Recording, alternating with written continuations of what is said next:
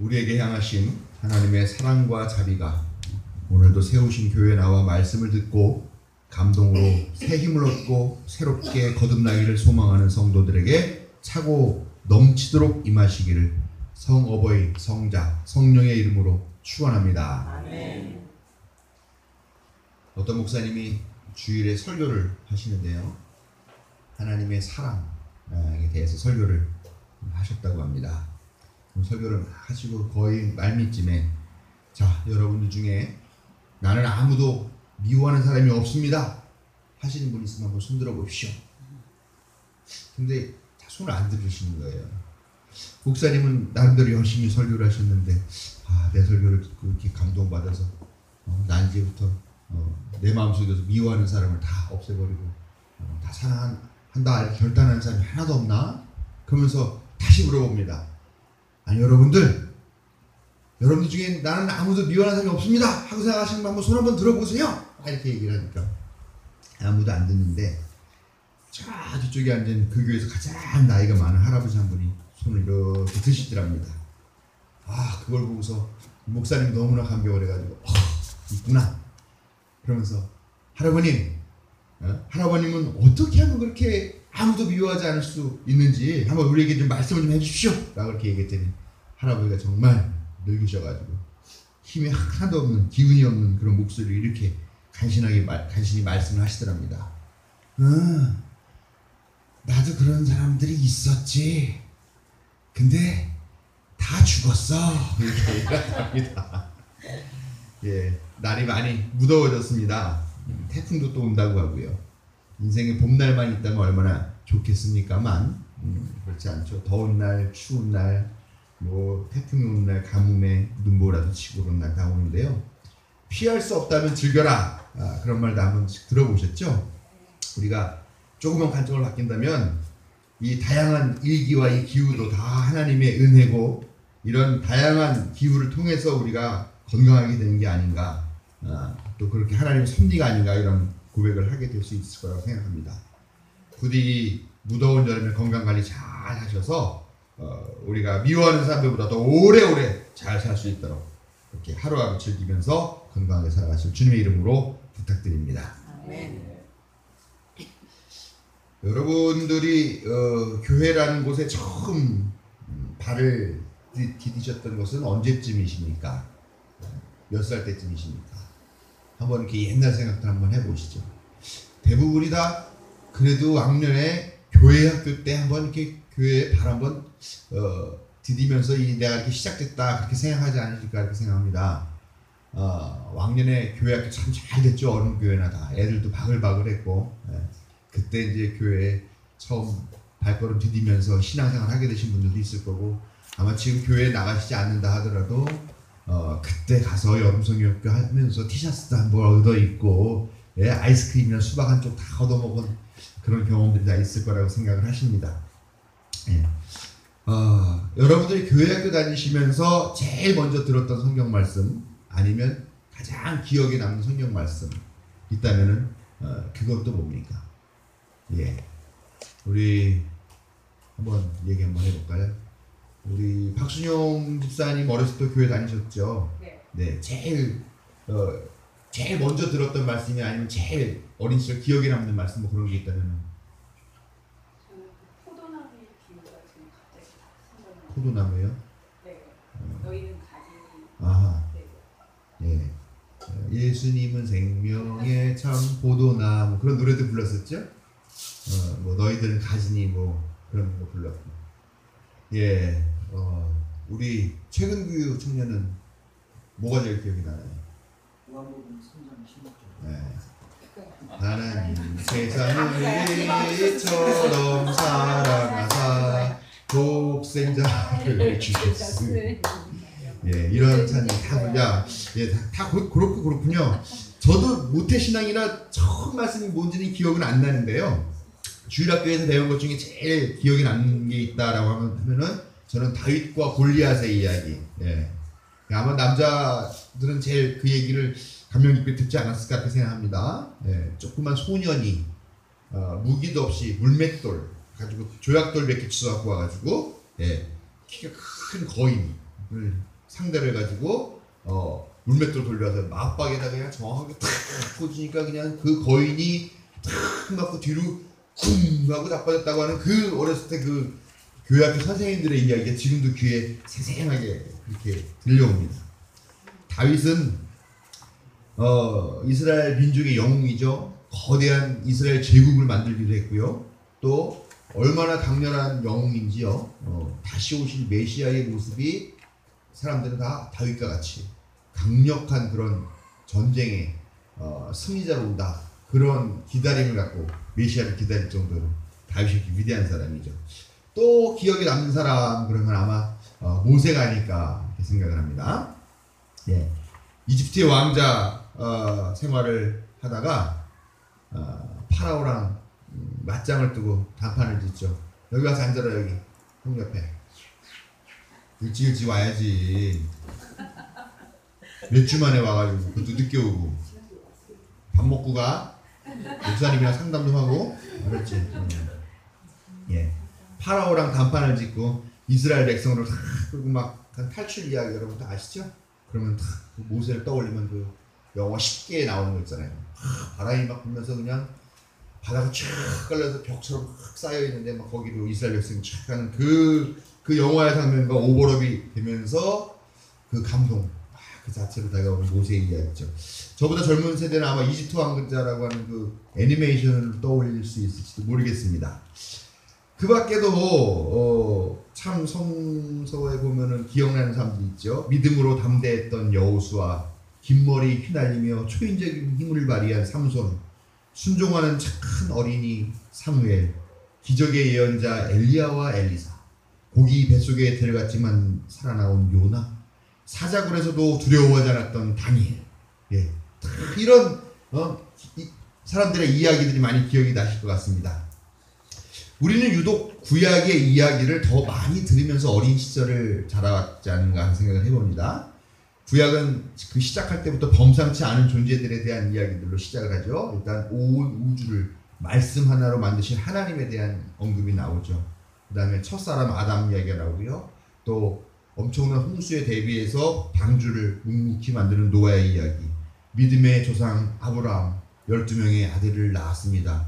그런 노래를 불러가면서 했던 우리 믿음의 조상 아브라함, 또 꿈쟁이라고도 불리면서 나중에는 이집트의 총리 대신이 되어 자기 민족을 구한 요셉이라는 사람, 또 모세와 아론, 여호수아, 드보라, 기드온, 삼손, 사무엘 하는 그런 사사의 이야기도 쭉 이어지고 그 다음에는 왕들의 이야기로 넘어가죠. 사울 왕, 다윗 왕, 솔로몬 왕, 그리고 그 이후에 이름을 일일이 기억할 수 없지만 수많은 왕들의 이야기가 나오고요. 그 다음에 또 놀라운 예언자들의 이야기로 넘어오죠. 이 수많은 예언자들이 하나님의 영에 사로잡혀서 수많은 에피소드를 남기고 또 하나님의 말씀을 배워내는 그런 이야기들이 구약성서에 쭉 나와 있죠. 그렇게 수많은 영웅들과 특별한 사람들과 권력과 명성을 가진 사람들, 유명한 사람들, 유력한 사람들의 이 이야기들이 환상적으로 펼쳐지면서 구약은 대단원의 막을 내립니다. 이게 구약 이야기예요. 구약은 온 우주의 창조주이자 주인이신 하나님과 하나님께 충성한 맹세하고 또 그런 삶을 살았던 영웅, 호걸들의 이야기 모음이다 라고 그렇게 볼 수가 있습니다. 영화로 치면 요즘 최고의 개런티를 받는 아주 잘 나가는 그런 배우들이 슈퍼맨, 배트맨, 무슨 아쿠아맨, 온갖 무슨 맨맨맨하고 또 무슨 원더우먼이니 무슨 캣우먼이니 하는 그런 무슨 맨 무슨 우먼 하는 그런 슈퍼 히어로로 나오는 슈퍼 히어로 영화라고 그렇게 할 수 있지 않겠나 생각을 합니다. 그런데 신약으로 넘어오면은 이 이야기, 이 구성이 완전히 반전이 돼요. 물론 예수님이 타이틀롤 제 1등 주연인 건 분명하죠. 예수님은 아주 걸출하신 분, 하나님의 아들이자 하나님 자신이라고 교리적으로 이렇게 해석된 그런 분, 그렇게 주연 배우로 일단 나옵니다만, 근데 주연급 조연들이 있죠. 또 조연급들 보면은 아무래도 이상해요. 신약은 예수님 주위에 따라다니면서 예수님과 이야기를 거리를 만들어낸 그런 사람들을 보면은요, 주로 어떤 사람들이냐, 어부, 농부, 창녀, 가난한 사람, 병자나 장애인, 여자들, 어린이들, 이방인들, 로마 제국에 복무하는 세금 징수원 등 이런 사람들, 전혀 영웅도 호걸도 아닌 정말 찌질한 사람들, 별 볼 일 없는 사람들, 죄인 중에 죄인들, 손가락질 당하는 사람들, 사람 대접도 받지 못하는 이런 사람들이 주연급 조연급으로 나와서 예수님과 이야기를 만들어 가더라라는 겁니다. 나인성이라고 하는 곳에 살던 과부, 그나마 이제는 하나밖에 없는 외아들까지 잃어버리게 된 그런 과부. 이 과부는 다른 사람들과 마찬가지로 그 이름조차도 알려지지 않은 그런 과부로 등장을 합니다. 베데스다라고 하는 연못에는 기적을 기다리면서 38년을 기다린 중풍병자의 이야기가 나오죠. 자기를 들어서 던져줄 사람도 없고 돈도 없어서 거기 와서 기적을 기다릴 수밖에 없는 그런 처지에 있는 그런 중풍병자였죠. 또 중풍병에 걸린 친구를 메고 지붕에 올라가서 지붕 뜯어가지고 달아내린 그런 친구들이 나옵니다. 사람 취급도 하지 않는 사마리아인인데 그 사마리아인 중에서도 또 더더군다나 여자, 문둥병, 한센병, 나병 이렇게 얘기하죠. 그런 병에 걸려서 공동체에서 쫓겨나서 격리된 사람들. 근데 그런 사람들이 한두 명도 아니고 10명씩 때로 나옵니다. 등이 굽은 여인, 귀신 들려서 집에도 못 가고 마을 공동체에서 쫓겨나서 공동묘지에 살아가고 있는 그런 사람들에게 과중한 세금을 매기면서 자기의 이익까지 착복하는 삭개오와 같은 그런 세금 징수원 등등. 이런 사람들이 매우 중요한 이야기들을 만들어내고 매우 중요한 에피소드를 만들어내고 거기에서 예수님과 같이 공동 주연으로 등장하고 있다라는 것입니다. 구약에 비하면 이 사람들은 어떤 사람들입니까? 완전 쓰레기들이에요. 인간 쓰레기들. 도덕적으로나 종교적으로나 사회적으로나 또 어떤 정치적으로나 애국적 입장에서 보나 어느 것 하나 제대로 하는 사람들이 아니죠. 예수님의 이야기 신약에도 간혹 가다가는 바리새인들이나 율법학자급 또 공의회 의원급이 끼어있기는 합니다만 그들은 조연급도 못해요. 그냥 대사 한두 마디 있는 단역급이나 엑스트라급 정도밖에는 되지 않는다.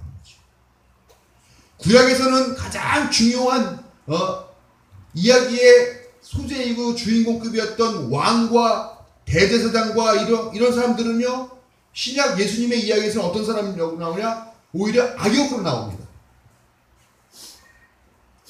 구약이 슈퍼히어로 영화라고 한다면 신약은 뭐로 할까? 고민 한번 해봤어요. 뭐라 할까?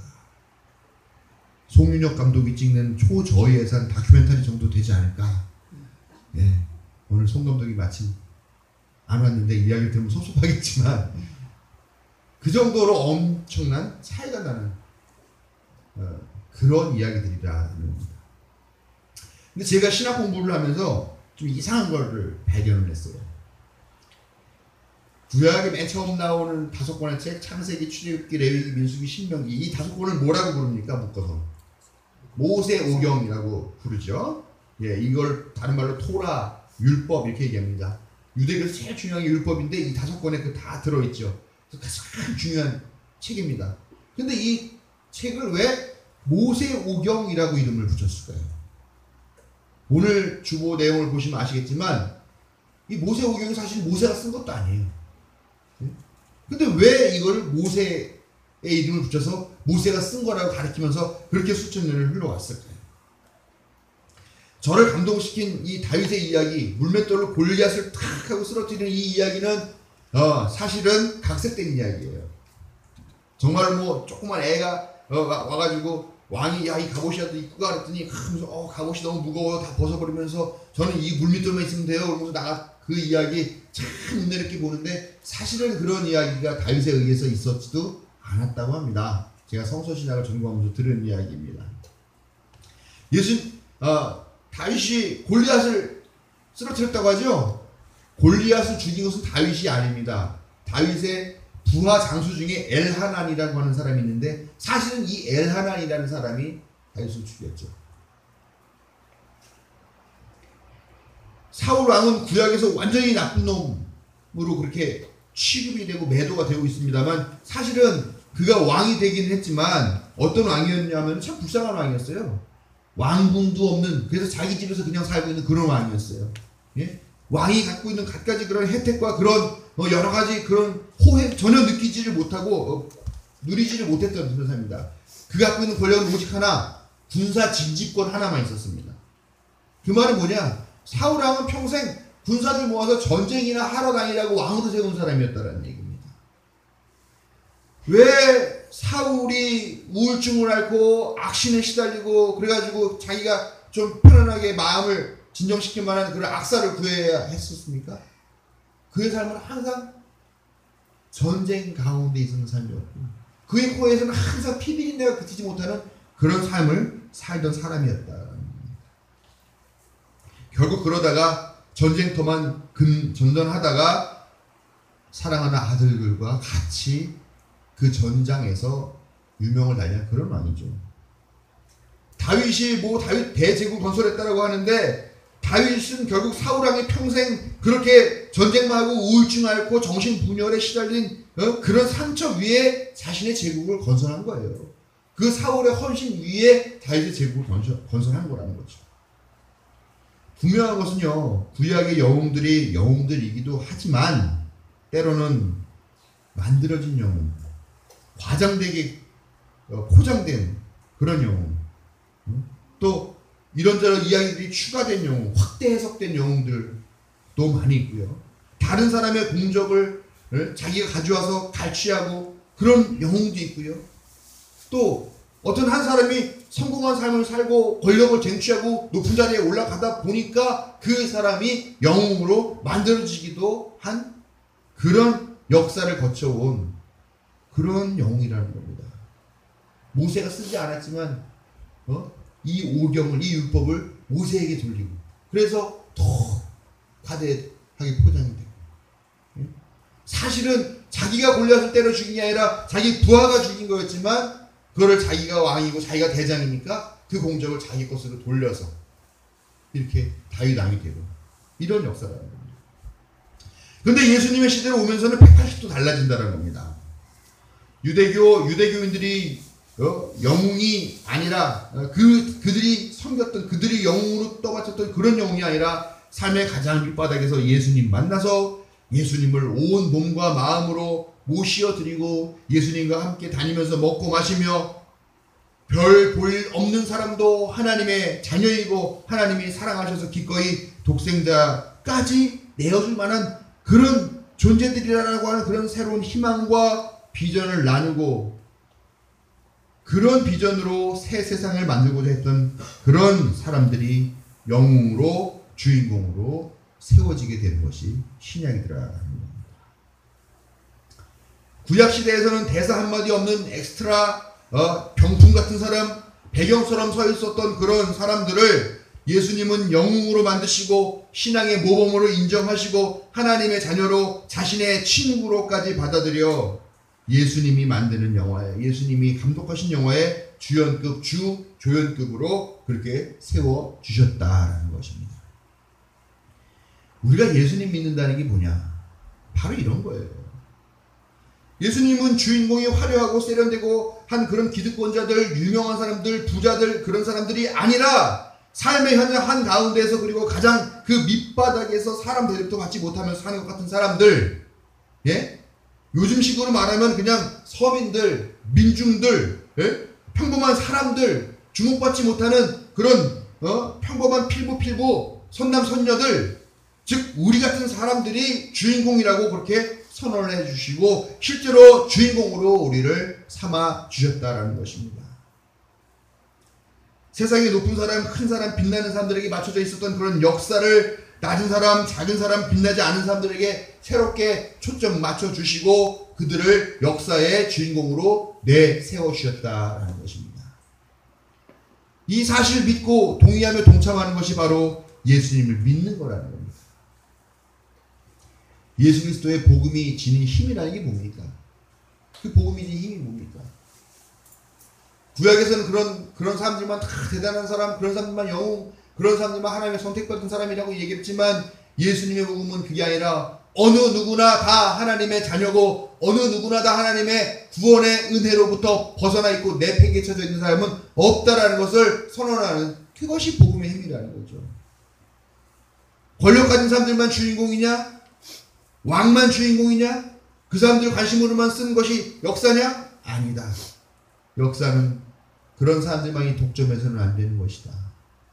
나도 역사의 주인공이 될 수 있고 내 옆에 앉아있는 이 평범한 사람도 역사의 주인공이 되어야 한다라고 하는 이 사실을 마음에 새기게 하는 힘, 그런 힘이 바로 복음의 힘이고 또 예수님께서 우리에게 부여하신 선물임을 믿으시기 바랍니다. 오늘 말씀 보면 그냥 간단한 얘기예요. 바리새파 사람들, 율법학자들, 제사장들, 왕들, 이런 사람들 다 대단한 사람이죠. 그러나 이들은 결국 예수님께 인정받지 못했습니다. 주인공으로 세움받지를 못했습니다. 왜냐?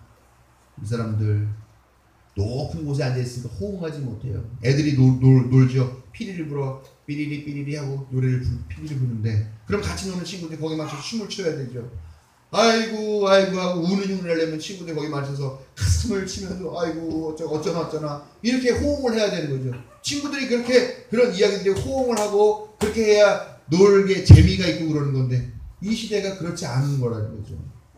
백성들은 굶어 죽어가고 백성들이 힘겨워하고 살고 있고 어렵게 살고 있지만 저 높은 곳에 있는 사람들은 전혀 다른 세상을 살고 있는 거죠.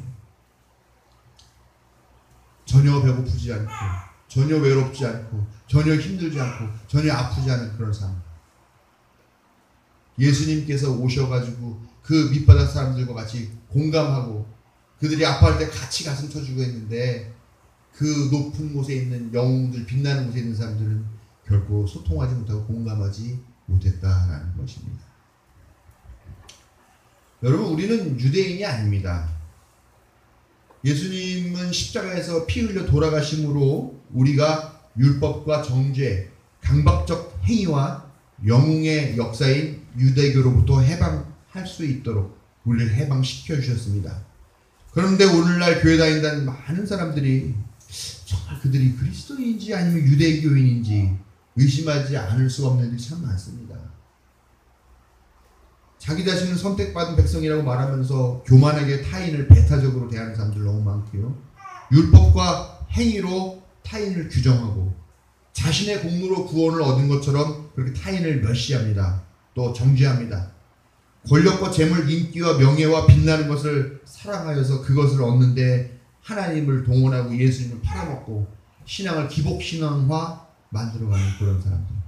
그런 사람들은 결국 그리스도의 교인이 아니라 유대교인일 것입니다. 그러나 예수님은 유대교를 폐하시고 가장 낮은 곳으로 오셔서 가장 천하고 험한 모습으로 돌아가신 그 자신을 신앙의 표준으로 세우셨습니다. 이 시대는 유대교의 주인공은 더 이상 주인공이 될 수가 없습니다. 왜 예수님은 우리를 유대교로부터 해방시켜 주셨는데 또 다시 유대교로 돌아가서 유대교를 추구하고 있는가 모르겠습니다.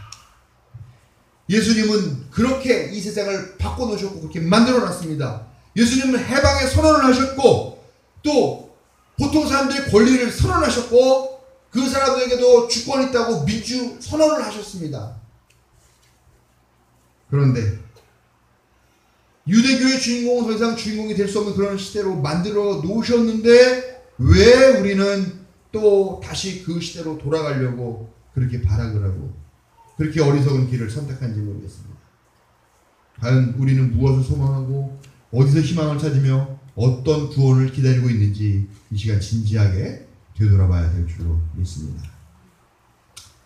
바라기는 엑스트라로 배경으로 살던 인생을 주인공이라고 선언해 주시고 세워주신 예수 그리스도의 그 혁명적 은혜와 사랑을 통해서 소망과 구원을 발견하시라는 것입니다.